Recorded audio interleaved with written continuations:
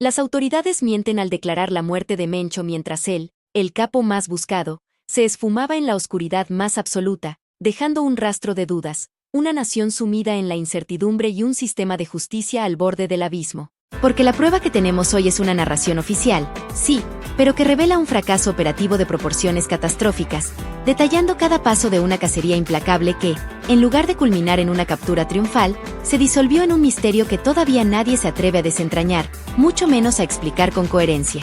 La farsa comenzó el 20 de febrero, cuando una operación de inteligencia militar, metódica hasta el milímetro, sigilosa como la sombra en la noche más profunda, consiguió rastrear a un hombre de confianza extrema, un peón vital en el intrincado ajedrez del crimen organizado. Este individuo, pieza clave, servía de enlace para una de las parejas sentimentales de este criminal elusivo, una pieza fundamental para la subsistencia de su imperio. El escurridizo mensajero fue monitoreado sin descanso, cada movimiento suyo, cada interacción, bajo el lente implacable de la vigilancia, hasta que su camino lo llevó a un complejo de cabañas, astutamente oculto en el apacible poblado de Tapalpa, en el corazón latente de Jalisco. Un paraje de una belleza engañosa, que pronto se convertiría en el epicentro de un enfrentamiento brutal, una escena de caos que desdibujaría la línea entre la justicia y la traición. En esa misma propiedad, con la precisión de un reloj suizo, el 21 de febrero, se produjo el encuentro anhelado, la confirmación que todos esperaban. La pareja sentimental de Mencho llegó y se reunió con él, confirmando la presencia inequívoca del objetivo de alto valor, el hombre que el país entero buscaba. Tras su partida, la información se consolidó, se volvió innegable. Mencho permanecía en ese refugio, custodiado por un círculo de seguridad implacable, hombres dispuestos a morir por su líder. El destino estaba sellado, la cuenta regresiva había comenzado para lo que se prometía como la captura del criminal más sangriento y temido de nuestra era, un déspota cuya mano manchada de sangre se extendía por todo el territorio. ¿Creían que esta vez sería diferente, que la verdad prevalecería? ¿Ocultaba la sombra de Tapalpa una traición aún más profunda, un engaño a plena vista? No te pierdas ni un detalle de esta vergonzosa historia. Suscríbete a nuestra plataforma para no perderte las últimas revelaciones y la desintegración de esta farsa. Ese mismo 21 de febrero, mientras la noche envolvió la majestuosa sierra jalisciense con un manto de oscuridad y misterio, se orquestó la operación que prometía ser el golpe definitivo, un despliegue militar sin precedentes, diseñado para la precisión y la contundencia. Es un principio fundamental, casi un axioma inquebrantable en las operaciones especiales de ejércitos y fuerzas de élite alrededor del mundo. Quien planea la acción debe ser, por lógica y eficiencia, quien la ejecuta. Así, el personal más selecto de Fuerzas Especiales de Élite y los miembros de la Fuerza Especial de Reacción Inmediata de la Guardia Nacional, los más entrenados, los más duros, forjados en el fragor de incontables batallas, tomaron las riendas del diseño estratégico, trazando cada movimiento con una frialdad quirúrgica. Se conformó una fuerza operativa tridente, una formación letal dividida en tres componentes perfectamente coordinados. El primero, la vanguardia terrestre, estaba integrada por la Fuerza Especial Conjunta, comandos de Fuerzas Especiales del Ejército y la Guardia Nacional, hombres y mujeres con el tempel de acero, forjados para el combate en las condiciones más adversas, preparados para enfrentarse a cualquier desafío. El segundo, una fuerza aeromóvil, un espectro amenazante de 6 helicópteros de asalto, cada uno con su dotación de fuerzas especiales, listos para un despliegue rápido, mortal y devastador. Su misión era cristalina: garantizar el secreto absoluto de la operación, alcanzar la sorpresa total sobre el enemigo y tomar la iniciativa con una ferocidad inaudita. Para preservar el elemento sorpresa, estas aeronaves no se estacionaron directamente en Jalisco. No, eso habría sido demasiado obvio, sino que permanecieron en alerta máxima en estados vecinos, a la espera de la señal, como depredadores agazapados antes de lanzarse sobre su presa. Era esta estrategia, tan minuciosamente diseñada, una garantía de éxito inquebrantable, o el primer indicio, el tenue presagio, de un desastre inminente, de un plan condenado al fracaso desde su concepción? El tercer pilar de esta gigantesca operación, una pieza que debía asegurar la hegemonía aérea y la superioridad táctica, era el soporte aéreo, provisto por aviones Texen de la Fuerza Aérea Mexicana, volando alto, sigilosos pero imponentes, listos para ofrecer cobertura o apoyo decisivo en el momento crítico. En el transcurso de la noche del 22 de febrero, la inteligencia se confirmó con una rotundidad absoluta. La presencia de Mencho en el complejo era absoluta, innegable, cada informe lo corroboraba. Con esta corroboración final, la fuerza terrestre recibió la orden de avance, un comando que resonó con la gravedad de una sentencia. Su misión era clara, concisa y letal: rodear el complejo de cabañas con una precisión milimétrica, establecer un cerco inquebrantable que no dejara escapatoria, y efectuar la detención de un hombre sobre quien pesaba no una, sino 2 órdenes de aprehensión por delincuencia organizada, un historial de sangre, tortura y terror que helaba la sangre. Las plataformas aéreas ya habían alertado sobre la presencia de personal armado hasta los dientes, una resistencia preparada para la guerra. Se aplicaría, como dicta la Ley Federal de Armas de Fuego y Control de Explosivos, la detención en flagrancia, un protocolo que en teoría debería minimizar el derramamiento de sangre. Pero la teoría es una cosa y la realidad otra muy distinta en el infierno de Tapalpa. Cuando el personal militar inició el asalto, con el sigilo y la velocidad de un rayo, la respuesta fue instantánea y brutal, una furia desatada que nadie había previsto en tal magnitud. El círculo de seguridad de Mencho abrió fuego con una furia desmedida, una lluvia de balas que buscaba aniquilar a sus atacantes. Lo que siguió fue un enfrentamiento violentísimo, un verdadero infierno terrenal, donde el plomo llovía sin piedad. Mencho, astuto hasta la médula y cobarde en su esencia, se dio a la fuga, mientras un grupo de sus sicarios, armados con un arsenal inimaginable, compuesto por armas de guerra, ofrecía una resistencia feroz, suicida, buscando ganar tiempo para la huida de su amo. ¿Acaso creyeron, en la cúpula de mando, que Mencho se entregaría mansamente, sin pelear hasta la última gota de sangre ajena, sin sacrificar a sus peones por su propia salvación? Nadie estaba preparado para la carnicería que se desataría, para la magnitud de su feroz contraataque. Mantente pegado a la pantalla, porque lo que viene te dejará helado. Suscríbete para no perderte esta impactante revelación.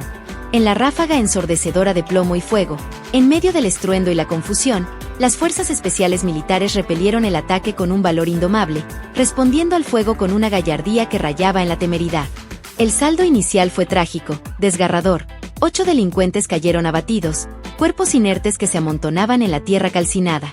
8 vidas truncadas, una cifra que superaba con creces la estimación preliminar de 4 que se había comunicado precipitadamente el día anterior, un indicio más de la desorganización y la confusión reinantes. La inspección postoperativa, realizada con una macabra minuciosidad, reveló la cruda realidad, el horror no declarado. 4 cadáveres adicionales, ocultos entre los escombros humeantes y la maleza chamuscada, evidenciando una masacre de mayor escala de la que se quería admitir.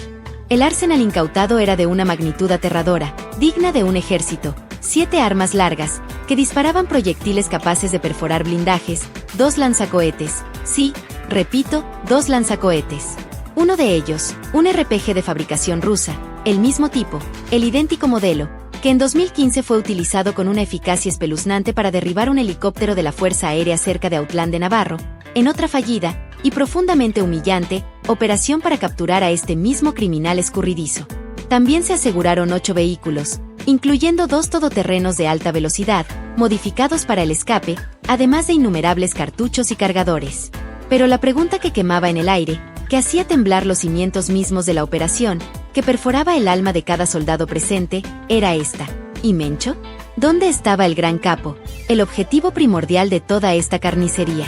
El diablo, con su habilidad sobrenatural para desvanecerse, había vuelto a escaparse, desapareciendo en la espesura del bosque, una fuga orquestada con una maestría que desafía toda lógica. ¿Es que nunca, en los anales de la historia militar, aprenderían a cerrar todas las salidas, a sellar cada grieta por la que este espectro pudiera deslizarse? ¿Cuántas veces más se burlaría de la justicia con su infernal astucia? No te pierdas el siguiente capítulo de este escandaloso escape. Suscríbete ahora mismo para conocer la verdad no contada. El complejo de cabañas, estratégico y siniestro, situado en las afueras de Tapalpa, ofrecía una conexión directa, casi simbiótica, con una extensa y densa zona boscosa, un laberinto natural perfecto para la evasión.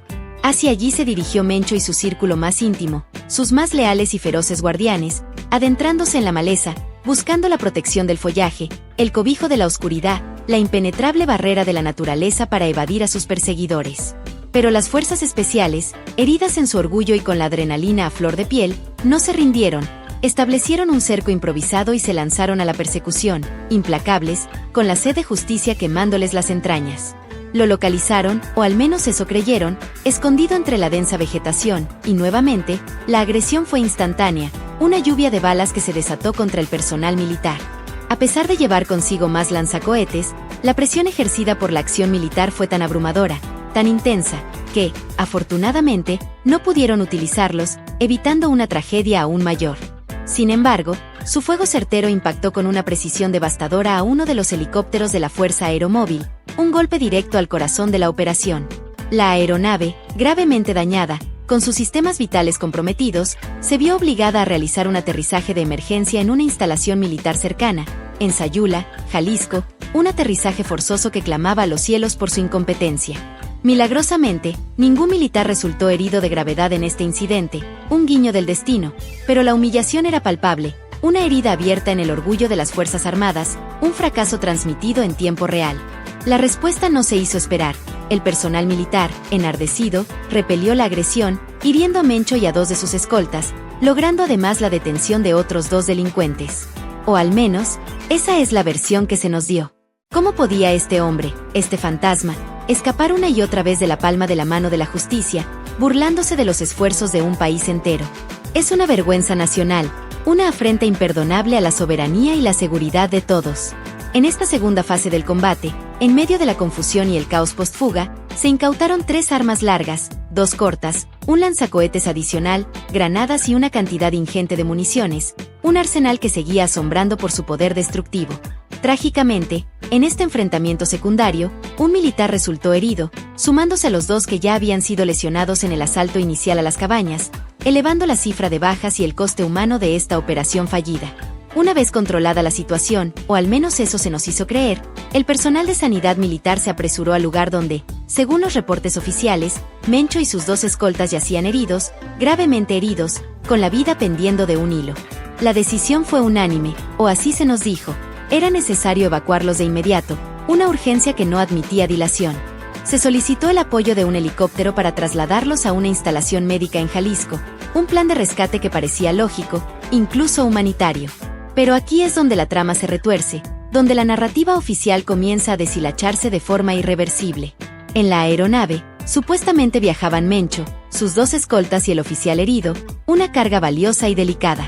Pero el destino, o más bien la falta de un plan de contingencia robusto y a prueba de todo, tenía otros planes. Desafortunadamente, y con una conveniencia que apesta a encubrimiento, Mencho y sus 2 escoltas fallecieron durante el trayecto, una muerte súbita y oportuna que convenientemente silenciaba al capo y a sus testigos. Ante esta situación, se tomó una decisión súbita y drástica, una maniobra que levantó todas las alarmas. El helicóptero cambió de rumbo de forma inesperada, dirigiéndose al Aeropuerto Internacional de Morelia, Michoacán, donde, casualmente, esperaba un avión caza de la Fuerza Aérea. Los cuerpos, recién sin vida, fueron trasladados a esta aeronave, que despegó con destino a la Ciudad de México. La justificación oficial, esgrimida con una prisa sospechosa, era evitar el riesgo de acciones más violentas por parte del grupo delictivo en Guadalajara, una capitulación tácita ante el terror, una rendición que disfrazaba la verdad. Pero, ¿realmente murió Mencho allí, en la quietud de ese helicóptero, o su cuerpo fue simplemente desaparecido en un acto deliberado para evitar un circo mediático y la vergüenza de su captura? ¿Alguien con un mínimo de sentido común se tragó esa historia completa, sin fisuras, sin levantar sospechas? Esto es un montaje, una farsa descarada. La operación para capturar a Mencho fue un desastre épico, un engaño orquestado que culminó con su desaparición en la nebulosa, sin dejar rastro de una captura digna o una muerte verificable, mientras las autoridades nos venden una versión de su fallecimiento que apesta a encubrimiento. No dejes que la verdad se pierda en el silencio y la connivencia. Este canal se compromete a desvelar cada secreto, a arrancar la máscara a cada mentira y a presentarte la realidad sin filtros. Suscríbete ahora mismo a nuestra plataforma para desvelar cada secreto, para que nunca te pierdas ni un ápice de esta historia de engaño, fracaso y una desaparición que sigue generando preguntas sin respuesta. No permitas que te sigan mintiendo, la verdad te espera.